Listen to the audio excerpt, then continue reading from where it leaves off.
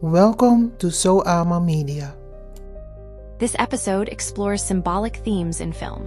It does not promote violence, superstition, or literal interpretations of biology or spirituality. What happens when power is injected into the body without consent? And what happens when power is earned through years of restraint, balance, and discipline? In this episode, we place two very different worlds side by side. One believes power can be engineered. The other believes power must be cultivated. Resident Evil is about power without permission. In Resident Evil, transformation is imposed. Bodies are altered through experiments, viruses, and corporate ambition. The goal is efficiency, control, and profit. Power is not asked for, it is forced. Those affected become assets, weapons, or liabilities depending on how well they perform. The Umbrella Corporation does not see people. It sees potential, data, outcomes. When mutation occurs, the human cost is treated as collateral. Survival becomes accidental. Power is unstable because it was never meant to be integrated into a living system with ethics or limits. Mutation replaces mastery. Abilities appear suddenly, violently, and without preparation. There is no inner alignment, no moral training. The result is chaos. Bodies break down, minds fracture. Power becomes something to escape rather than understand. The Last Airbender is about power with responsibility. In The Last Airbender, power cannot be taken. It must be earned through discipline, patience, and harmony with natural forces. Bending is not domination, it is relationship. The elements respond only when the individual is balanced. Training is central here. Power grows slowly.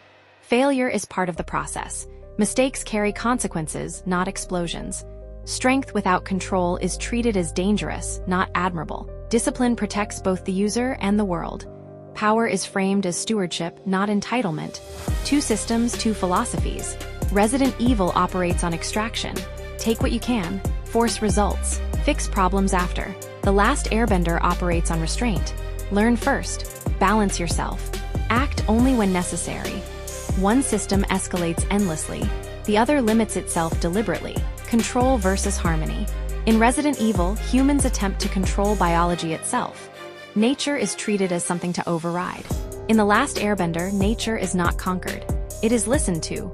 Power flows through alignment, not domination. This difference changes everything. When power is forced, it must constantly be contained. When power is disciplined, it contains itself. What these films say about modern power. Resident Evil reflects a world obsessed with shortcuts, faster results, immediate dominance, solutions that ignore long-term consequences.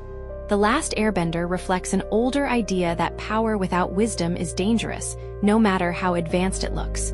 Why this contrast matters now. In an age of genetic editing, performance enhancement, and algorithmic decision-making, the temptation to bypass process is strong. Resident Evil shows the cost of doing so.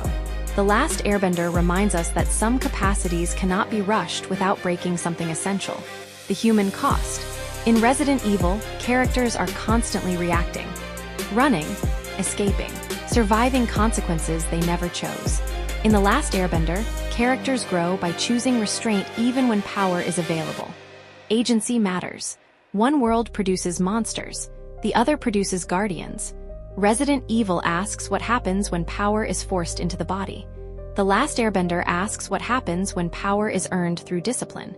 One leads to endless containment, the other leads to balance. Together, they reveal a quiet truth. Power taken without responsibility always turns against its creator. Power learned with restraint has a chance to protect more than just the one who holds it.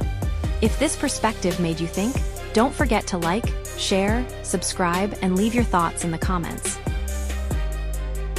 Garantani, till the next video.